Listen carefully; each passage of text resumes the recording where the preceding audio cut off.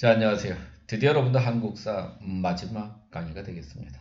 오늘 강의할 내용은 4-5 6월 민주항쟁과 민주주의 발전, 그 중에서 다양한 사회운동과 시민사회의 성장, 여러분들 가지고 있는 교과서 286쪽을 참고하여 들어주시기 바랍니다. 그리고 내용 강의가 끝나고 난 이후 이것이 출제된다라고 하는 특강을 시작하겠습니다. 자, 여러분들 이 강의는 한서구 1학년 1반부터 9반까지 모든 학생이 똑같이 듣는 수업이니까 제가 이것이 나온다고 알려줘도 공정함은 같겠죠. 따라서 공정함이 보장되는 내용이니까 여러분들 아무 문제가 없을 겁니다. 그럼 왜 이런 강의를 계획했느냐? 사실 여러분들 현대사가 조금 어려워요. 선생님들이 아무리 시험을 쉽게 낸다고 해도 내용 자체가 결코 쉽지 않습니다. 그래서 우리 세 분 선생님들이 합의를 했습니다. 조금 학생들이 우리 역사를 사랑하는 마음을 가질 수 있도록 조금 이렇게 넌지시 살짝 알려주는 것도 괜찮지 않겠느냐. 그래서 특강 강의를 계획했습니다. 이해하실 수 있죠? 따라서 오늘 지금 강의 내용은 아주 간단합니다. 여러분들 가지고 있는 그런 하나의 이 단원 286쪽의 내용을 보면 먼저 노동운동입니다. 노동운동 그리고 농민운동. 자, 6월 민주항쟁 이후에 민주의식이 되게 높아져요. 따라서 이와 같은 운동이 되게 활성화돼요. 노동운동도 큰 변화가 왔습니다. 이제 현장에서 일하는 근로자뿐만 아니라 사무직 노동자 그리고 선생님들 그리고 이와 같은 모든 노동자를 아우르려고 하는 여러분들 전국민주노동조합 총연맹이 결성이 됩니다. 자, 오늘날 언론에서 많이 나오는 민주노총이 되는 겁니다. 물론 이런 하나의 노동정책을 결국 효율적으로 그런 하나의 관리하기 위한 일환으로 노사정위원회가 운영되고 있습니다. 자, 노동자, 사용자, 정부. 그러니까 좀 노동자나 사용자나 갈등가들이 피하고 이걸 정부가 조절한다고 이야기할 수 있겠죠. 자, 더불어 살자 이런 내용입니다. 자, 그다음 농민운동 역시 마찬가지로 6월 민주항쟁 이후에 되게 활성화됩니다. 거기다가 끊임없이 시장 개방이 가속화되면서 반대운동의 모습을 보여주기도 합니다. 특히 여러분들이 잘 알고 있는 것처럼 농산물의 시장 개방, 우루과이 라운드 협상 발효가 되고 그 다음에 FTA 체결되면서 아무래도 농민들이 경쟁력에 있어서 조금 떨어지죠. 사실 우리나라는 땅이 넓지 않잖아요. 사실 기계로 농사를 짓는 것보다는 사실 그 노동력이 많이 들어가는 그 농법으로 결국 농사를 짓습니다. 그러다 보니까 결국 가격 경쟁에서 어려움을 겪을 수밖에 없는 농민들. 그래서 이런 하나의 어려움을 알고 있기 때문에 정부도 적극 지원하는 모습을 보여주기도 하는 겁니다. 그래서 농민 문제 있고 노동 문제 있다라는 거 이해하시면 됩니다. 그리고 여러분들 우리 지방자치제가 드디어 실행되고 있다는 걸 알고 있죠. 물론 우리나라는 1952년에 지방자치 선거를 통해서 결국 지방자치제가 시행됐었습니다. 그러다가 5.16 군사 정변으로 인해서 결국 중단되고 말았죠. 그러다가 1991년에 지방의회가 선거가 되고 그 다음에 지방자치단체장의 선거가 시행됐습니다. 그리고 오늘날은 교육감 선거도 직선제로 이루어지고 사실상 지방자치제가 거의 시행된다고 봐도 틀린 말은 아니라고 할 수 있겠죠. 그리고 나아가서 여러분도 언론의 자유. 자, 여러분도 우리가 전두환 시절, 그리고 노태우 시절 조금 언론 통제가 있었지만 요즘은 김영삼 정부, 김대중 정부에 이어서 사실은 요즘 그렇게 언론의 자유가 많이 제한받고 있다라고 보기에는 조금 힘들 수도 있습니다. 인적 자유가 인정됐다 이렇게 볼 수 있겠죠. 그뿐만 아니라 인권과 복지에도 신경을 많이 쓰고 있죠. 그래서 2001년에 국가인권위원회가 만들어지고 여성 권익을 중심시키는 노력으로 여성가족부, 세계에서 거의 유일한 그런 하나의 부서라고 볼 수도 있습니다. 그리고 어떤 여성들의 그런 하나의 권익을 높이기 위한 일환으로 호주조례를 폐지하기도 했고, 그리고 학생인권 증진을 위해서 인권조례, 그리고 그뿐만 아니라 사상, 집회 등 기본적 인권에 대한 자유가 한 단계 진전되었음을 알 수 있습니다. 특히 미전형 장기에서 석방, 양심적 병역 거부자에 대한 무죄 선고, 그리고 나아가서 여러분들 소수자에 대한 관심도 많이 고조되고 있는 것이 현재 우리들의 모습이라고 할 수 있을 겁니다. 자, 여러분들 시민운동도 되게 활성화되죠. 그래서 여러분들 이렇게 시민운동이 활성화되는 것은 여러 가지 이유가 있겠지만 일단 민주주의가 많이 진전이 됐습니다. 그리고 중상층이 형성이 됐어요. 그리고 사회도 다양화돼서 많은 시민운동 단체들이 여러분들 출연하게 됐습니다. 가장 대표적인 단체로 경제정의 실천연합, 참여연대, 민주사회를 위한 변호사 모임, 민변이라고 이야기를 하죠. 그리고 환경운동 연합 등이 있습니다. 물론 이와 같은 시민단체들은 많은 활동을 하죠. 그래서 재벌개혁에 촉구를 한다든가 최저임금을 보장을 요구한다든가 또는 부적합한 그런 하나의 정치인들, 후보자들을 낙선시키는 운동을 한다든가 5.18 특별법을 제정한다든가 기초생활보장법을 제정한다든가 세월호 특별법을 제정하게 한다든가 이와 같은 많은 활동을 통해서 결국 이런 민주주의의 한 단계 더 발전시키는 모습을 보여주기도 하죠. 자, 여러분들 그냥 이 단어는 쭉 한번 이렇게 슥 확인만 해주면 되겠습니다. 자, 그러면 지금부터 여러분들 이것이 나온다. 자, 시작합니다. 여러분들 모든 학생들 교과서를 참고해 주시기 바랍니다. 여러분들 가지고 있는 교과서 자 224쪽입니다. 자, 여러분들 우리가 225쪽에 1930년대 항일 무장투쟁의 지도가 있습니다. 지도와 관련된 그런 하나의 독립군 조직 그리고 활동 내용을 알아두시기 바랍니다. 자, 그리고 넘겨주시면 여러분들 이렇게 조선의용대에 한국 강복군이 있습니다. 자, 여러분들 우리가 한국 강복군 조선의용대 40년대 가장 대표적인 독립군의 모습이죠. 신경 써야 되겠죠. 자, 됐죠?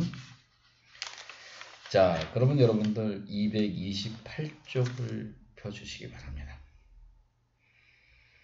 카이로, 얄타, 포츠탄 국제회의도 있습니다. 한국의 독립을 약속하기도 하죠. 그리고 역시 여러분들 각 지역 우리가 대한민국 임시정부 있었고 조선독립동맹이 있고 그리고 서울에 조선건국동맹이 있었습니다.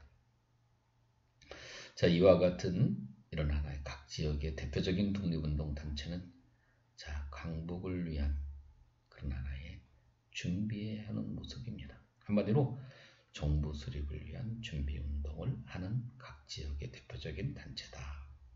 이해해 두셔야 되겠죠.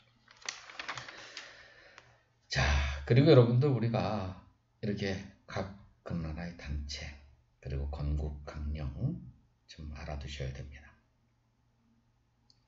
대한민국 임시정부는 조소왕의 삼균주의, 조선독립동맹의 건국강령의 내용, 그 다음에 조선건국동맹의 건국강령의 내용을 여러분들 확인해 두시기 바랍니다. 그러면 여러분들 가지고 있는 그런 하나의 교과서 몇 쪽으로 가느냐? 239쪽이 되는 겁니다.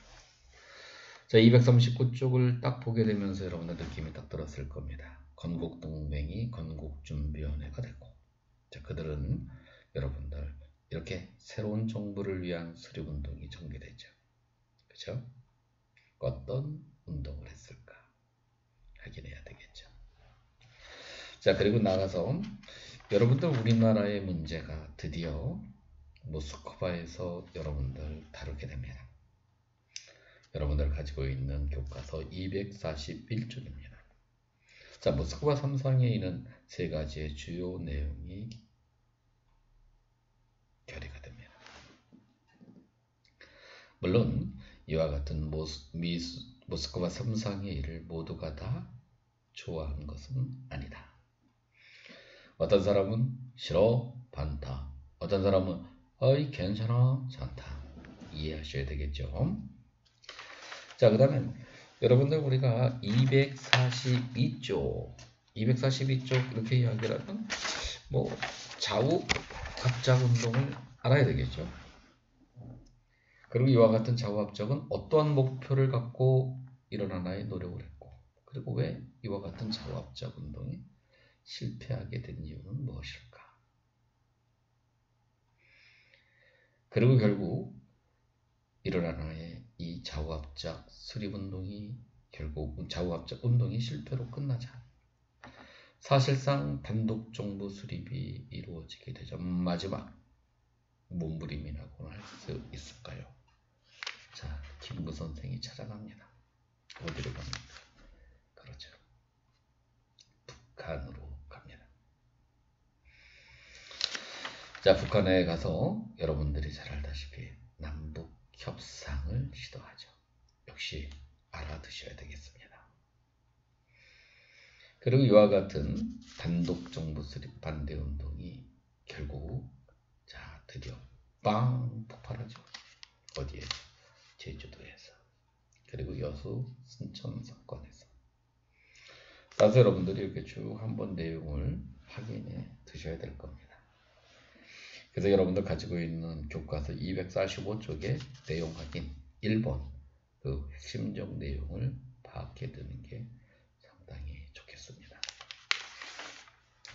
자, 그리고다가 드디어 여러분들 247쪽 5.10 총선거가 있습니다. 자, 5.10 총선거는 우리 역사에서 처음으로 직접 평등 비밀 보통의 원칙을 따라서 선거가 이루어진 겁니다. 알아두시기 바랍니다. 그리고 드디어 대한민국 정부가 수립됐습니다. 알아두셔야 되겠죠.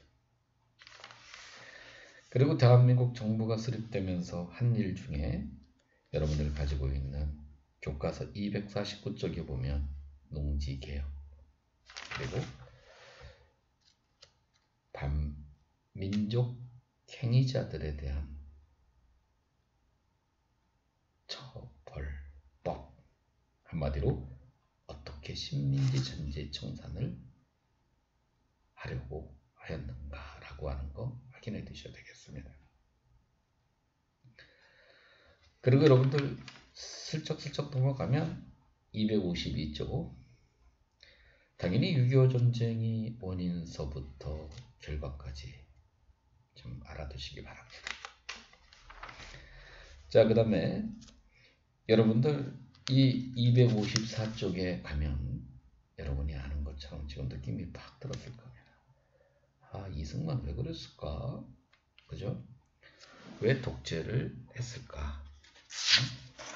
뭐 그런 내용 좀 알아야 되지 않겠습니까? 그리고 나가서 여러분들 이 원조도 받고 열심히 했음에도 불구하고 안타깝지만 결국 3.15 부정선거로 인해서 뭐 버벙 터지는 거 다 알죠? 무슨 혁명? 4.19 혁명입니다. 글쎄요, 4.19 혁명을 시험에 안 낸다? 아이, 솔직히 시험지 찢어버려야 되지 않겠어요? 난 낼 겁니다. 만약에 내가 출제했다면 난 낼 겁니다. 자, 그리고 당연히 여러분들 작년 내각은 어떤 내각인가? 그리고 5.16 군사 쿠데타를 이어서 결국 여러분들이 알고 있는 것처럼 한일협정이 체결이 되고 베트남이 파병이 됩니다. 그리고 유신 체제가 이루어지죠. 선언법을 통해서 유신헌법. 긍정적인 측면보다는 부정적인 측면을 살펴보셔야 될 겁니다. 그 다음에 여러분들 드디어 267쪽에 신금부가 등장합니다. 바로 전두환, 노태우를 뜻하는 거죠. 서울의 봄이 있고, 그리고 여러분이 알고 있는 것처럼 바로 5.18 광주 민주화운동이 있고, 그리고 6월 민주항쟁이 있습니다. 사실 5.18 민주화운동 시험에 안 내면 그것도 웃기는 시험이죠. 그리고 6.10 민주항쟁 안 내면 그것도 웃기는 시험입니다. 어느 학교나 이거 다 내게 되어 있습니다. 당연히 우리 학교도 내겠죠. 그 다음에 여러분들 가지고 있는 바로 교과서 270쪽에 바로 산업화의 길, 경제성장입니다. 우리 경제성장 잘 됐습니다. 자, 경제성장의 이면에는 여러분들 노동자, 농민의 피해가 있었다는 거. 저임금, 저고가 정책. 그러니까 여러분들이 쭉 뭐 세세한 거를 암기하려기보다는 이해를 좀 하시면 돼요. 아, 이런 상황이 있었구나. 자, 이해되죠? 자, 그 다음에 여러분들 바로 276쪽에 다양한 대중문화의 발달 뭐 쭉 살펴보면 되겠죠? 뭐 여러분의 크게 뭐 세세한 거 이렇게 암기를 요구하진 않습니다. 281쪽에 여러분들 6월 민주항쟁 아까 이야기를 했죠? 출제될 수밖에 없다. 그리고 여러분들 283쪽에 평화적인 조건교체가 있습니다. 자, 여러분들 전두환, 노태우, 김영삼, 김대중, 노무현, 이명박 정부. 물론 여러분들 이렇게 쭉 각 정부마다 중요한 그런 하나의 특징은 있습니다. 그렇지만 아무래도 현재 이렇게 살아있는 분들의 이야기이기 때문에 아무래도 출제하는 데는 조금 부담이 있을 수 있어요. 그렇지만 누가 봐도 이거는 알아야 되겠다라는 내용을 중심으로 정리를 해 두시기 바랍니다. 자, 그리고 여러분들 오늘 배운 내용입니다. 자, 오늘 배운 내용은 여러분들 쭉 그냥 한번 확인해 두시기 바래요. 자, 그러면 대충 제가 이야기한 것 중에 어떤 것들이 딱 출제될지 느낌 딱 들죠. 사실 모든 그런 하나의 이 근현대사의 기말고사 시험 문제는 대충 나올 게 딱 정해져 있어요. 주제가 딱 정해져 있습니다. 아까 제가 이야기를 했어요. 그래서 한번 정리를 해두고 나머지 부분은 여러분들이 알아서 꼭 하시기 바랍니다. 자, 혹시 뭐 질문이 있다든가 이러면 물론 뭐 제 전화번호 아는 학생들이 있을 수 있는데 뭐 해도 좋습니다. 그렇지만 뭐 지금 이렇게 대충 이것이 나온다라는 내용을 이야기했기 때문에 될 수 있으면 질문을 안 해주셨으면 고맙겠습니다. 왜냐면 난처해질 수 있으니까요. 자, 이것으로서 여러분들, 자, 한국사 마지막 강의를 마치기로 하겠습니다. 자, 그동안 여러분들 너무 고생 많으셨어요. 우리가 흔히 이야기하는 이 코로나19 이것이 빨리 종식되었으면 좋겠습니다. 우리가 참 많은 걸 깨달았죠.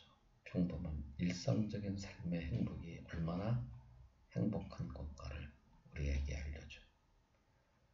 그래서 슬기롭게 좀 모두가 다 극복하는 시간이 빨리 왔으면 좋겠습니다. 자, 여러분들 대단히 고생 많으셨습니다. 그동안 강의를 들어주셔서 대단히